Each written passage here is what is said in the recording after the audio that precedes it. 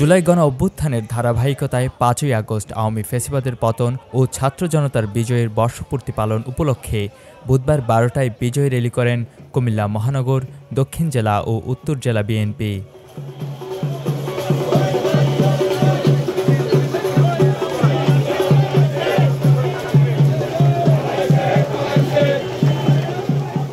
এতে প্রধান অতিথি হিসেবে উপস্থিত ছিলেন জাতীয় স্থায়ী কমিটি বিএনপির সদস্য ডাক্তার এজেড জাহিদ হোসেন। বিশেষ অতিথি হিসেবে বক্তব্য রাখেন হাজী আমিনুর রশিদ ইয়াসিন। সভাপতিত্ব করেন কুমিল্লা দক্ষিণ জেলা বিএনপির আহ্বায়ক জাকারিয়া তাহের সুমন। এ সময় উপস্থিত ছিলেন জাতীয় নির্বাহী কমিটি বিএনপির সাংগঠনিক সম্পাদক অধ্যক্ষ সেলিম ভূঁইয়া সহ মহানগর বিএনপি এবং দক্ষিণ জেলা বিএনপির নেতৃবৃন্দ।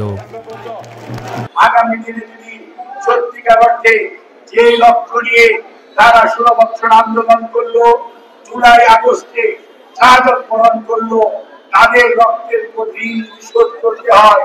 তাহলে যে মানুষগুলো অত্যাচারিত হয়েছে, নিগৃহীত হয়েছে, ক্ষতিগ্রস্ত হয়েছে, চাকরি করতে পারে নাই, চাকরি পায় নাই, ব্যবসা বাণিজ্য সঠিকভাবে করতে পারে নাই, সেই মানুষগুলোর পাশে দাঁড়ানো আপনার আমার সবার দায়িত্ব।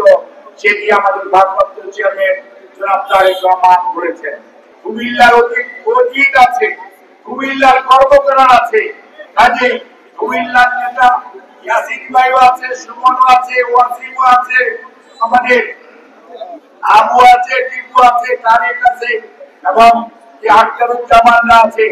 এছাড়াও হাজার হাজার নেতা কর্মী আপনারা আছেন।